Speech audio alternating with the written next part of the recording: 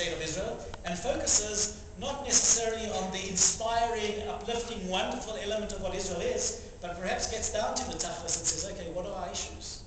And after 2,000 years of being homeless and being powerless and having to have our history determined by perhaps other people, we now can determine our history for ourselves. What does that mean? Do we have real independence or not? What are the issues? And what happens to a society that suddenly has power? Do we use our power wisely? Or perhaps do we abuse it to a certain degree? And all of those type of issues that come about is what our returnee seminar is about.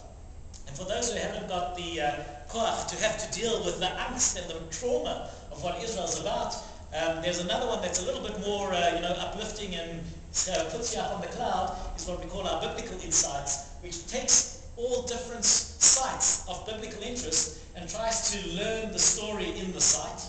Imagine learning the story of David and Bathsheba in the site, or the story of the tribe of Dan having to go north and destroy all the communities up north in order to try and create their site. And one of the oldest or only real altars, what an ancient altar, what an ancient temple would look like, where our ancestors created for themselves, or the oldest gate in the world, either in Tel Dan or in Ashkelon, as well as them trying to understand how does the biblical story inspire or affect modern day Israel, and how even without us knowing, for example, when we talk about, for example, the sacrifice of Isaac, how does the sacrifice of Isaac find itself in the modern day state of Israel?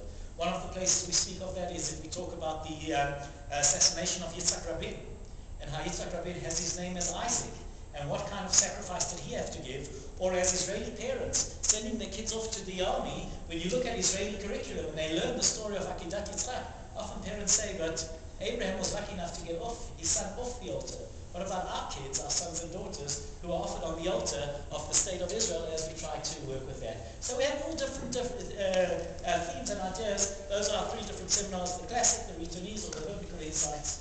And if you are interested, and if you have the patience to come and say, I'm not as a tourist going to see and try to tick off every single spot that I need to be, because that's what all my friends have always done, and that's what I always need, and those are the photographs I need.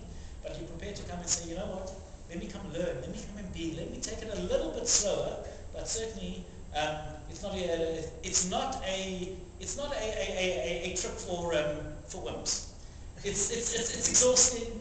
We push hard, but I think it's innovating, it's inspiring, it's challenging, and if you are prepared to take in all of those, come on our trips, and you'll be the happier for it, I hope, and certainly we will be as well. And you can talk to some of the folks that are in the room, they'll be able to tell you, what the trip did for them, and if it was a positive thing and was worth all that money and effort in order to come, or if it was just another